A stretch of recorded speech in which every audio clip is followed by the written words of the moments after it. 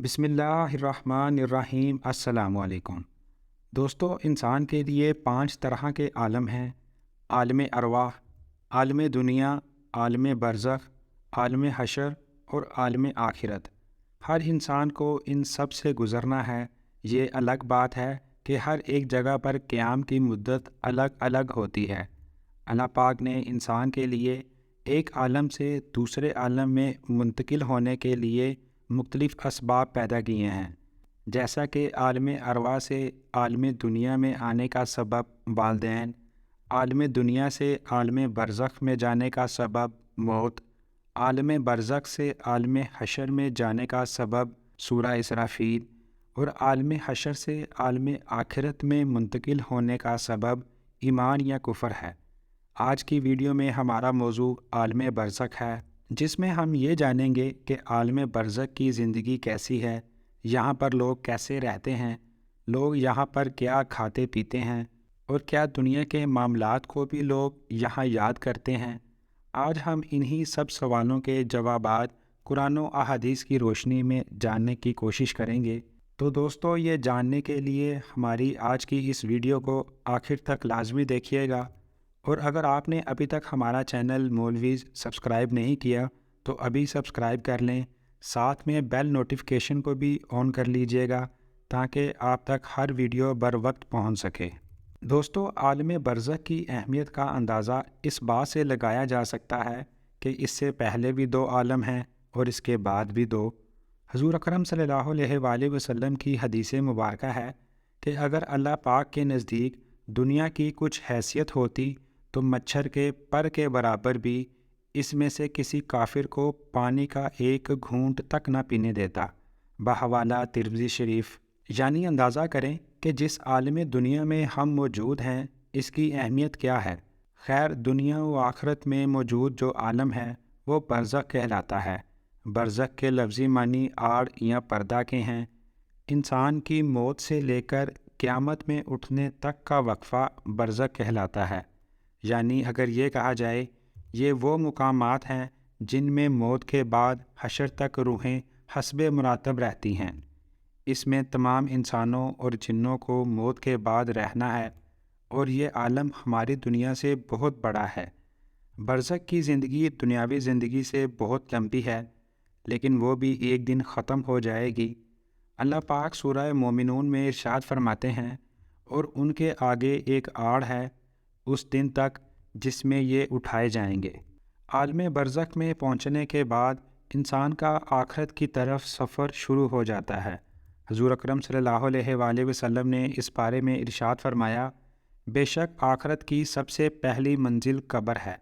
اگر قبر والے نے اس سے نجات حاصل کر لی تو بعد کا معاملہ بھی آسان ہوگا، اور اگر اس سے نجات نہ پا سکا تو بعد کا معاملہ زیادہ سخت ہے۔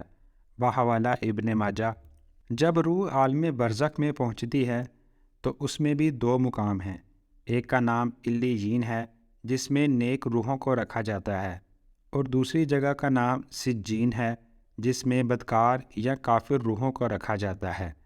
تمام روحیں قیامت کے دن تک یہیں پر رہیں گی، اور پھر قیامت کے دن اپنے حساب کتاب کے بعد اپنے اصل مقام یعنی جنت یا دوزخ میں داخل ہوں گی۔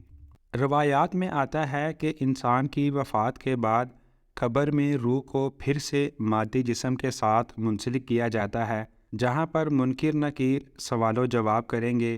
اگر تو سوالات کے جوابات صحیح دیے تو پھر آسمان سے آواز آتی ہے، میرے بندے نے سچ کہا، اس کے لیے جنتی بچھونا بچھا دو، اسے جنتی لباس پہنا دو، اور اس کے لیے جنت کی طرف سے دروازہ کھول دو۔ قبر کے اندر ہی جنت کی طرف دروازہ کھل جائے گا، وہاں اس کو ہوا کے جھونکے اور خوشبو آتی ہوگی، اور حد نظر اس کی قبر کو کشادہ کر دیا جاتا ہے۔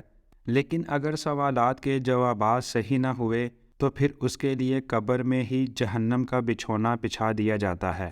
جہنم کی گرمی اسے ہر وقت محسوس کروائی جائے گی، اور اس کی قبر اتنی تنگ کر دی جائے گی کہ پسلیاں آپس میں دھنس جائیں گی۔ اسی طرح اعمال کے حساب سے اگر تو نیک روح ہے تو 2 خوبصورت نورانی فرشتے روح کو علیین میں چھوڑ دیتے ہیں۔ اگر اعمال برے ہیں تو دو خوفناک تیز نکیلے دانتوں والے فرشتے برے انسان کی روح کو سجین میں ڈال دیتے ہیں۔ سجین کیونکہ برے لوگوں اور بدکار روحوں کا ٹھکانہ ہے، اس لیے وہاں پہنچ کر ان بری روحوں پر عذاب آنا شروع ہو جاتا ہے، جبکہ علیین میں موجود روحوں پر کوئی پابندی عائد نہیں ہوتی اور وہ باغ نما ایک جگہ پر ایک دوسرے کے ساتھ موجود ہوتی ہیں۔ نیک روحیں علیین میں ایک دوسرے کے ساتھ رہتی ہیں اور ایک دوسرے کو پہچانتی بھی ہیں، جبکہ سجین والی بدکار روحیں قید و بند میں مبتلا عذاب کا مزہ چکھتی ہیں۔ علیین میں موجود روحیں ایک دوسرے کو دیکھ کر خوش ہوتی ہیں، ایک دوسرے سے باتیں کرتی ہیں اور دنیا کے حالات کو یاد کرتی ہیں جو وقت انہوں نے دنیا میں گزارا، اور نئی آنے والی روحوں سے اپنے پیاروں کی خبر لیتی ہیں کہ میرا فلاں رشتہ دار دنیا میں کس حال میں ہے۔ اگر نئی آنے والی روح یہ کہے کہ تمہارا فلاں رشتہ دار تو کب کا مر چکا ہے مگر وہ یہاں علیین میں نہیں پہنچا، تو یہ نیک روح سمجھ جاتی ہے کہ اسے سجین میں بھیج دیا گیا ہوگا۔ نیک روحیں اپنے رشتہ داروں کا انتظار علیین کے اندر بالکل ایسے ہی کرتی ہیں جیسے کوئی اپنے گھر سے دور اپنے گھر والوں سے ملنے کا انتظار کرتا ہے۔ علیین میں نیک لوگوں کے علاوہ انبیاء کرام، شہداء اور صدیقین کی روحیں بھی ایک دوسرے کے ساتھ مل کر باتیں کرتی ہیں۔